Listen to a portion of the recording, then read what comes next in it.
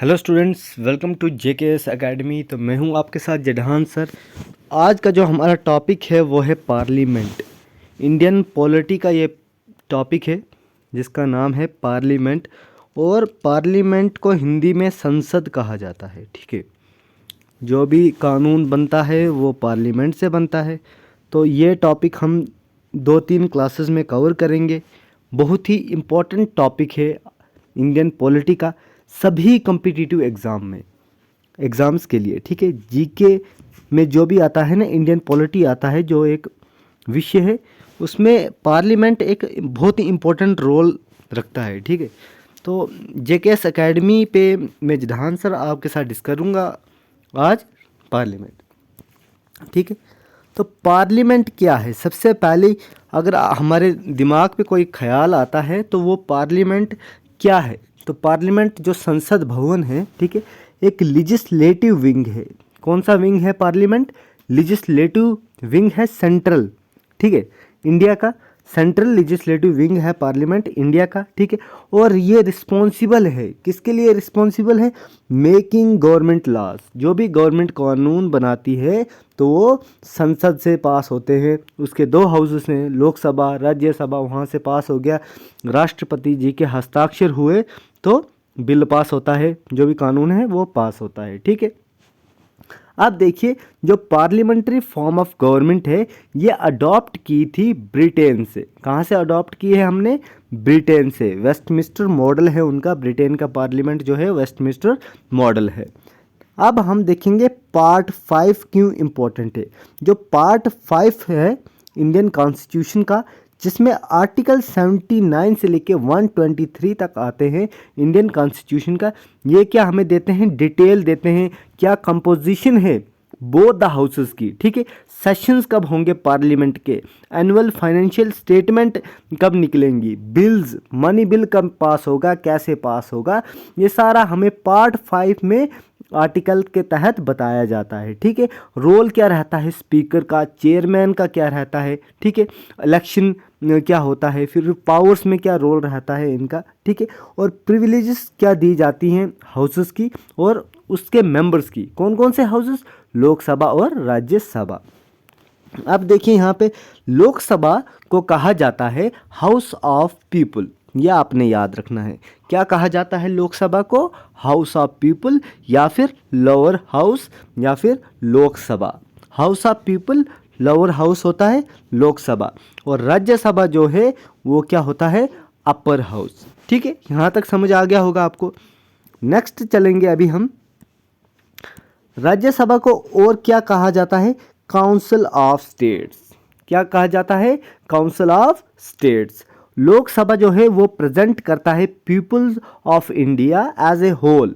जैसे लोकसभा के चुनाव होते हैं तो कैसे होते हैं चुनाव ऐसे होते हैं कि हर जो राज्य है, हर स्टेट है, वहाँ में चुनाव होता है, और वहाँ से जो एमएलए वगैरह जो भी हैं तो वो जाते हैं कहाँ पे जाते हैं? लोकसभा में जाते हैं। ठीक है, लेजिस्लेटिव असेंबली में जाते हैं। ठीक है, और राज्यसभा रिप्रेजेंट करता है स्टेट्स को। ठीक है, वहाँ से जो चुने गए स्टेट्स को राज्यसभा रिप्रेजेंट करता है, और यूटीज को भी रिप्रेजेंट करता है।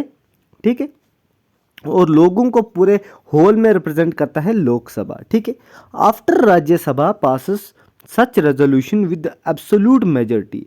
अब यहाँ पे देखिए, अगर राज्यसभा में कोई बिल पास होता है, ठीक है, या फिर रेजोल्यूशन पास होता है एब्सोल्यूट मेजॉरिटी से, तो वो रेजोल्यूशन जो है पास होता है, फिर लोकसभा से भी उसको पास होना होता है।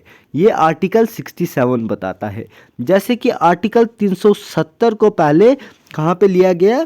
पहले उसको राज्यसभा में लिया गया, तो वहाँ से वो एब्सोल्यूट मेजॉरिटी से जब पास हुआ, उसके बाद उसको कहाँ पे लिया गया? लोकसभा में। वहाँ से भी पास हुआ तो फिर जो राष्ट्रपति है उनके हस्ताक्षर हुए और इसका अब्रोगेशन हुआ, यानी कि इसमें चेंजेस लाए गए। ठीक है, यहाँ तक समझ आया? अब देखेंगे हम पार्लियामेंट के अंदर एक माइंड मैप देखेंगे क्या क्या आता है। ठीक है स्टूडेंट्स, देखिए सबसे पहले हमारा संसद यानी कि पार्लियामेंट के अंदर तीन मुख्य चीज़ें कौन कौन सी आती हैं? राज्यसभा एक, लोकसभा और प्रेसिडेंट। ये 3 चीज़ें किस में आती हैं, पार्लियामेंट में आती हैं। और देखिए राज्यसभा में क्या है, मैक्सिमम स्ट्रेंथ है इसकी 250 और करंट स्ट्रेंथ जो है राज्यसभा की वो है 245। ठीक है, तो जो मैक्सिमम स्ट्रेंथ है इसमें नॉमिनेटेड 12 मेंबर्स होते हैं और इलेक्टेड 238 मेंबर्स होते हैं। और जो 238 इलेक्टेड मेंबर्स हैं उनमें 228 मेंबर्स स्टेट्स के हैं, 10 मेंबर्स यूटी के हैं। ठीक है, अब देखिए जो करंट स्ट्रेंथ है उसमें 12 मेंबर्स जो हैं नॉमिनेटेड हैं और इलेक्टेड है 233। ठीक है, तो जो 233 इलेक्टेड मेंबर्स हैं उनमें से 223 स्टेट्स के हैं और 10 यूटीज़ के हैं। ठीक है, 10 यूटीज़ में से 5 जो राज्यसभा में मेंबर हैं वो है कहाँ के, जम्मू कश्मीर के, एक लद्दाख का मेंबर है, 3 दिल्ली के हैं, एक पुडुचेरी का है। ये तो हुआ राज्यसभा का माइंड मैप, आपने समझ लिया। अब चलते हैं लोकसभा के पास। अब देखिए लोकसभा की जो स्ट्रेंथ है, मैक्सिमम स्ट्रेंथ है 550 और करंट स्ट्रेंथ कितनी है, 543। ठीक है, और ये क्या है, इलेक्टेड होती है। 530 जो मेंबर्स हैं वो स्टेट से इलेक्ट किए गए हैं और 20 मेंबर्स जो हैं यूटी से इलेक्ट कर गए हैं। लेकिन करंट जो स्ट्रेंथ है 530 जो है पूरे स्टेट से इलेक्ट किए गए हैं और 13 मेंबर जो हैं जो यूनियन टेरिटरीज से इलेक्टेड है। ठीक है, दिल्ली से 7 है और बाकी यूटी से 6 है। ठीक है, यहाँ तक समझ में आ गया। अब हम बढ़ते हैं आगे। ठीक है, यहाँ पे देखिए राज्यसभा के पास स्पेशल पावर होती है कि वो एक रेजोल्यूशन को पास करे। किस लिए पास करे, ताकि वो कुछ नया कानून बनाए, जैसे ठीक है ऑल इंडिया सर्विसेज के लिए, जुडिशियल सर्विसेज के लिए। ठीक है, या फिर राज्यसभा कंसिडर करता है नेशनल इंटरेस्ट में, मतलब राष्ट्रवाद के लिए, राष्ट्रहित में कोई भी कानून बनाया जाता है तो सबसे पहले कहाँ पे पास होता है, राज्यसभा में। ठीक है, और ये जो राज्यसभा में जो भी रेजोल्यूशन पास होता है वो एक स्पेशल मेजॉरिटी से पास होना चाहिए। ठीक है, उसके ये हमें आर्टिकल 312 बताता है। अगर राज्यसभा में क्या होता है, इम्पोर्टेंट होता है, नेशनल इंटरेस्ट के लिए होता है। ठीक है, कि वो जो रेजोल्यूशन पास करे उसके बाद वो कितनी मेजॉरिटी से होना चाहिए, 2/3 मेजॉरिटी से वो पास होना चाहिए। और ऐसे रेजोल्यूशन को इनिशिएट किया जाता है खाली राज्यसभा में अंडर आर्टिकल 249 के तहत।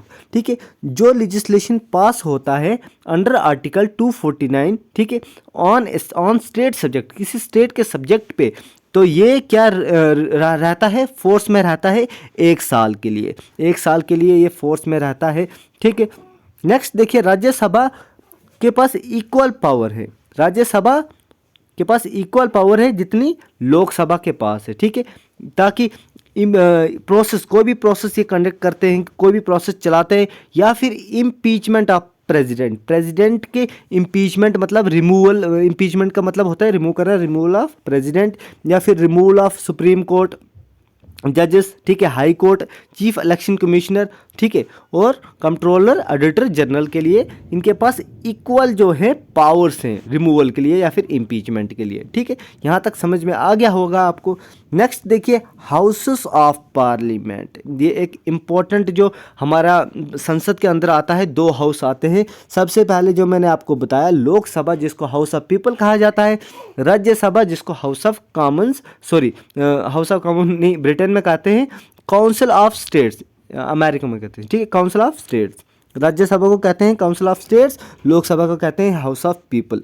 अब देखिए मैक्सिमम स्ट्रेंथ जो है 550 है, 550 मेंबर्स हैं इसके। ठीक है, इनमें से 530 जो है रिप्रेजेंटेटिव हैं स्टेट्स के और 20 रिप्रेजेंटेटिव हैं यूटी के। अब बात करें हम राज्यसभा की, राज्यसभा में 250 मेंबर टोटल है, 238 मेंबर जो हैं वो स्टेट के हैं और 12 मेंबर को नॉमिनेट प्रेसिडेंट करते थे, लेकिन अब 10 ही करेंगे क्योंकि 2 एंग्लो इंडियन के लिए थी तो वो अब शायद नहीं होगा। ठीक है, नेक्स्ट देखिए अगर इनको इलेक्शन कराना होगा लोकसभा में, ठीक है, तो एक पर्सन कौन इलेक्शन लड़ सकता है, इंडिया का होना चाहिए, person must be citizen of India और एज 25 ईयर कंप्लीट होनी चाहिए। ठीक है, और कोई भी उन्होंने ऑफिस होल्ड नहीं किया होना चाहिए, किसी जॉब में नहीं होने चाहिए। ठीक है, नॉर्मल जो टर्म रहता है हाउस का लोकसभा का वो 5 साल का है। ठीक है, और इसको डिसॉल्व भी किया जा सकता है प्रेसिडेंट के द्वारा किसी भी टाइम, ठीक है, 5 साल से पहले भी, ठीक है। और जो टर्म है लोकसभा, ये एक्सटेंड भी हो सकती है खाली इमरजेंसी के टाइम में 1 साल के लिए। और यहाँ पे देखिए जो नेक्स्ट पॉइंट हमारे पास कि एक्सटेंशन यहाँ पे नहीं मिल सकता है लोकसभा में। 1 साल की इमरजेंसी के लिए तो मिल गया, लेकिन उसके बाद 6 महीने का कोई भी एक्सटेंशन यहाँ पे नहीं मिलेगा, ठीक है। अब देखिए यहाँ पे मेंबर जो हैं इलेक्ट किए जाते हैं डायरेक्टली लोगों के द्वारा on the basis of adult franchise, मतलब अडल्ट फ्रेंचाइजी के बेसिस पे जो भी लोग 18 साल के हो चुके हैं वो वोट देते हैं और अपना नेता, अपना मेंबर चुनते हैं। ये आर्टिकल 326 के तहत होता है, ठीक है। तो लोकसभा में सबसे पहले देखिए 530 जो टोटल मेंबर हैं, सॉरी 550 टोटल मेंबर है, 530 जो है रिप्रेजेंट करते हैं स्टेट्स को, 20 रिप्रेजेंट करते हैं यूटीज़ को, ठीक है। तो जो लोकसभा में इलेक्शन होता है उसके लिए एक सिटीजन जो है जो पार्ट लेता है इलेक्शन में वो इंडिया का होना चाहिए, उसकी एज 25 ईयर्स होनी चाहिए और किसी भी ऑफिस को वो प्रॉफिट के लिए होल्ड नहीं करा होना चाहिए, ठीक है। जो टर्म होती है लोकसभा की वो 5 साल के लिए होती है, इमरजेंसी में 1 साल उसको एक्सटेंड किया जा सकता है, लेकिन उसके बाद 6 महीने का टर्म भी नहीं मिलेगा इनको। और नेक्स्ट देखिए जो मेंबर है वो डायरेक्टली लोगों के द्वारा जो है अपॉइंट किए जाते हैं, जैसे वो वोट देते हैं अपना कास्ट जब लोग करते हैं, ठीक है, उसके बाद ही होता है, ठीक है। अब राज्यसभा की बात करें तो 250 मेंबर इसमें टोटल होता है। 238 जो है स्टेट्स के होते हैं, रिप्रेजेंट करते हैं, और 12 जो है वो नॉमिनेट करता है प्रेसिडेंट नॉमिनेट करता है। अभी 10 ही जो मेंबर्स हैं जिनको नॉमिनेट करते हैं प्रेसिडेंट, ठीक है। और किस किस फील्ड के होते हैं वो art, science, literature, social science यहाँ के हो सकते हैं। जो प्रेजेंट है 245 मेंबर्स हैं, ठीक है, उनमें से 229 मेंबर रिप्रेजेंट करते हैं स्टेट्स को और 4 मेंबर जो हैं वो यूटीज़ को जो है रिप्रेजेंट करते हैं। और 10 मेंबर यहाँ पे लिखा है, 12 थे पहले लेकिन अभी 10 हैं जो नॉमिनेट किए जाते हैं प्रेसिडेंट के द्वारा। और इलेक्शन की बात करें राज्यसभा में तो सिटीजन तो इंडिया का होना ही चाहिए, तभी राज्यसभा के जो मेंबर बन सकेंगे। उसके बाद उनके 30 ईयर्स उनकी एज होनी चाहिए और उन्होंने कोई भी ऐसा ऑफिस होल्ड नहीं किया होगा जो प्रॉफिट दे, ठीक है। कोई भी प्रॉफिटेबल ऑफिस वो होल्ड नहीं किया होना चाहिए जिसने भी कॉन्टेस्ट करना है कैंडिडेट ने इलेक्शन, ठीक है। नेक्स्ट देखिए it is a permanent house, ये एक परमानेंट हाउस है और ये डिसॉल्व नहीं हो सकता। जैसे कि लोकसभा को डिसॉल्व कर सकता है कभी भी प्रेसिडेंट, लेकिन राज्यसभा को डिसॉल्व कोई नहीं कर सकता। 1/3 मेंबर जो हैं वो रिटायर होते हैं हर 2 साल के बाद, आफ्टर एवरी 2 ईयर्स, ठीक है। कितने मेंबर्स होते हैं? 1/3 मेंबर रिटायर होते हैं आफ्टर एवरी 2 ईयर्स, ठीक है। राज्यसभा का जो फिक्स जो टर्म है वो कितने साल का है? वो 6 साल का है, ठीक है। रिटायर्ड जो मेंबर हैं उनको रिप्लेस किया जाता है न्यूली इलेक्टेड मेंबर्स, नए मेंबर्स इलेक्ट हो जाते हैं, ठीक है। तो इनडायरेक्टली इलेक्टेड जो मेंबर्स होते हैं वो री इलेक्ट भी हो सकते हैं, ठीक है, री नंबर ऑफ टाइम। अभी इसका इतने बार नहीं कि एक बार हो गया तो दोबारा नहीं हो सकता, ठीक है। नेक्स्ट देखिए जो मेंबर्स हैं राज्यसभा के वो इलेक्ट किए जाते हैं, जो इलेक्टेड मेंबर्स होते हैं असेंबलीज के, स्टेट्स के, यूटीज़ के, ठीक है, दिल्ली, पुडुचेरी जैसे हो गए और अभी जम्मू एंड कश्मीर, लद्दाख। तो जो इलेक्टेड मेंबर्स हैं ना तो फिर दोबारा से री इलेक्ट किया जाता है जो मेंबर्स हैं उनके द्वारा, ठीक है। तो ये था हमारा राज्यसभा और लोकसभा के जो मेन हाउसेस है पार्लियामेंट का, उनके बारे में अभी हमने पढ़ा, डिस्कस किया। अब हम करेंगे डिसक्वालिफिकेशन ऑफ मेंबर्स। अगर मेंबर्स को डिसक्वालिफिकेशन करना पड़ेगा तो उसके लिए क्या प्रोविज़न है, किसके तहत? सबसे पहले देखिए कॉन्स्टिट्यूशनल जो प्रोविज़न है आर्टिकल 102, अगर कोई मेंबर होल्ड करता है प्रॉफिट के लिए कोई ऑफिस गवर्नमेंट ऑफ इंडिया का और स्टेट गवर्नमेंट का, लेकिन वो मिनिस्टर नहीं है यूनियन का और स्टेट का, तो उसको क्या किया जाता है? डिसक्वालीफाइड। अगर एक मेंबर जो है, ठीक है, अनसाउंड माइंड का हो और वो किया जाता है कोर्ट के द्वारा कॉम्पिटेंट नहीं, जो ये डिक्लेयर किया जाता है और वो डिस्चार्ज होता है, ठीक है, अनडिस्चार्ज किया जाता है उसको। अगर एक मेंबर सिटीज़न नहीं है इंडिया का और वो क्या है, वॉलंटरी क्या करता है, उसको कोई सिटीजनशिप मिली है किसी भी तहत से, ठीक है, कोई दिला देता है कोई मंत्री, तो तब भी उसको डिसक्वालीफाई किया जाता है, ठीक है, अगर उसके पास फॉरेन सिटीजनशिप हो और इंडिया में वो मेंबर बनना चला हो, ठीक है। नेक्स्ट पॉइंट देखिए, if he is so disqualified, अगर एक मेंबर को डिसक्वालीफाई किया जाता है, ठीक है, वो और under any order made by parliament, अगर कोई पार्लियामेंट ऑर्डर बनाता है उसके तहत। और एक और सवाल यहाँ पे है कि जो डिसक्वालिफिकेशन है किसी भी मेंबर का, तो डिसीजन होता है प्रेसिडेंट का, ठीक है, प्रेसिडेंट को कंसल्ट करना पड़ता है इलेक्शन कमीशन के साथ, तभी जाके फाइनल डिसक्वालिफिकेशन होती है। अब देखते हैं जो रिप्रेजेंटेशन होती है लोगों की, उनका जो एक्ट है रिप्रेजेंटेशन ऑफ पीपल एक्ट 1951, इसके तहत देखेंगे अगर एक पर्सन जो देखिए a person who has been for any offence, किसी भी ऑफेंस में है, कोई भी उसने काम गलत किया है, ठीक है, तो जिसके वजह से उसको जेल मिली है 2 साल या 2 से ज़्यादा साल, तो तब भी उसको डिसक्वालिफिकेशन के ग्राउंड्स मिल सकते हैं, ठीक है। अगर एक पर्सन क्या है गिल्टी पाया जाता है कुछ इलेक्ट्रल ऑफेंसेस में, ठीक है, वोटिंग के ऑफेंसेस में या करप्ट प्रैक्टिसेस में, ठीक है, करप्ट हो तो तब भी उसको डिसक्वालीफाइड किया जाता है। अगर एक पर्सन देखिए यहाँ पे उसको डिसमिस किया जाता है गवर्नमेंट सर्विस से या फिर करप्शन से, ठीक है, फॉर करप्शन के लिए उसको डिसमिस किया जाता है गवर्नमेंट सर्विस से, तब भी अगर वो मेंबर बन जाता है तो उसको डिसक्वालिफिकेशन उसकी पक्की है, ठीक है। नेक्स्ट पॉइंट देखिए, अगर एक पर्सन एंगेज होता है सेपरेटिंग इमिटी बिटवीन ग्रुप्स, अगर जैसे आम तौर पे आजकल क्या होता है हिंदू मुस्लिम ऐसा वैसा, तो कुछ भी अगर एक पर्सन करता है कुछ भी, अगर एक मेंबर जो ऑलरेडी बन गया होता है तो अगर वो कुछ फैला रहा हो ऐसे, ठीक है, तो तब भी क्या होता है उसको डिसक्वालीफाइड किया जा सकता है। और अगर कोई होल्ड करता है ऑफिस प्रॉफिट के लिए तो गवर्नमेंट सर्विसेज में, तो उसको डिसक्वालिफिकेशन पक्की है। नेक्स्ट देखिए, fail to lodge election expenses on time, अगर इलेक्शन के एक्सपेंसेस टाइम पे नहीं दिए तो तब भी उसको डिसक्वालीफाइड किया जा सकता है। आप देखेंगे grounds of defection under 52nd act, तो जो 52nd एक्ट है 1950 का, ये शेड्यूल 10 में आता है, तो इसके ग्राउंड्स पे भी डिसक्वालीफाई किए जाते हैं मेंबर्स पार्लियामेंट के, ठीक है।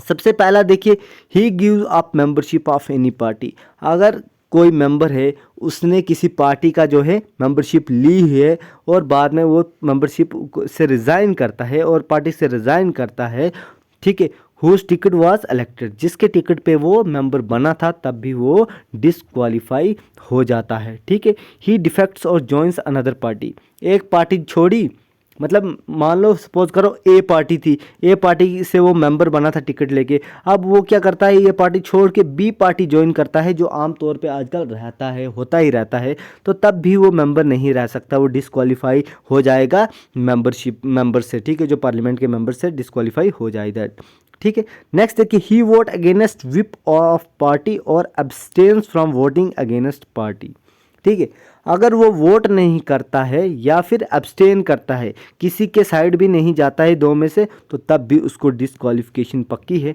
ही इज़ नॉमिनेटेड मेंबर, अगर वो एक नॉमिनेटेड मेंबर है और ज्वाइन करता है पॉलिटिकल पार्टी 6 महीने के बाद। देखो अगर कोई नॉमिनेट मेंबर होता है ना, तो उसमें ऐसा होता है कि उसको 6 महीने के अंदर ही कोई पॉलिटिकल पार्टी ज्वाइन करनी पड़ती है, अगर उसने नहीं की तो वो डिसक्वालीफाई हो जाता है, ठीक है। अगला यहाँ पे देखिए point, member elected as an independent candidate, अगर कोई मेंबर इंडिपेंडेंट कैंडिडेट के तौर पे उसको इलेक्ट किया गया है तो उसको वो भी डिसक्वालीफाई हो सकता है अगर वो पॉलिटिकल पार्टी ज्वाइन करता है अपने इलेक्शन के बाद, ठीक है। देखिए, join any political party after his election, तो तब भी वो डिसक्वालीफाई हो जाएगा, ठीक है। तो फिलहाल के लिए रखते हैं हम यहाँ तक ही, आगे हम कंटिन्यू करेंगे इसका पार्ट 2। तो आज का लेक्चर कैसा लगा कमेंट्स में बताएं और मुझे मैसेज भी करें। फ़िलहाल के लिए इतना ही, मिलते हैं नेक्स्ट सेशन में, तब तक के लिए अल्लाह हाफिज़।